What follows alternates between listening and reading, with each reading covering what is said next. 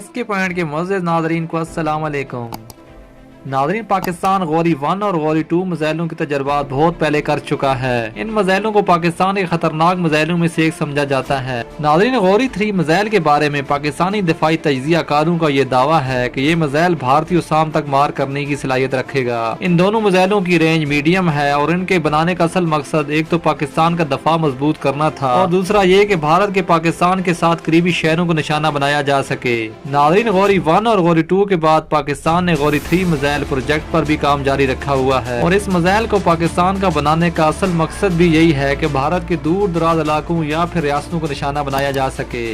नाज़रीन, पाकिस्तान की दफा में हर किस्म के मार करने वाले मिसाइल मौजूद हैं, जिनमें ज्यादा तादाद शॉर्ट रेंज और दरमियानी रेंज तक मार करने वाले मिसाइलों की है। नाज़रीन, ये मिसाइल भारत के आधे से ज्यादा इलाकों को निस्बतन मजबूत करने की सलाहियत रखते हैं। पाकिस्तान का सिर्फ शाहीन 3 ही एक ऐसा मिसाइल है जिसके मार करने की सलाहियत भारत के कोने कोने तक है। नाज़रीन, इसके अलावा शाहीन 3 मिसाइल इसराइल को भी निशाना बना सकता है, लेकिन गौरी 3 मिसाइल के बारे में जो पाकिस्तान डिफेंस एक्सपर्ट दावा करते हैं वो ये है कि गौरी मिसाइल की रेंज भारतीय शाम तक होगी। नाज़रीन, मतलब इस मिसाइल की मार करने की सलाहियत शाहीन 3 से भी ज्यादा होगी। गौरी 3 मिसाइल प्रोजेक्ट पर पिछले कई अरसों से काम जारी है।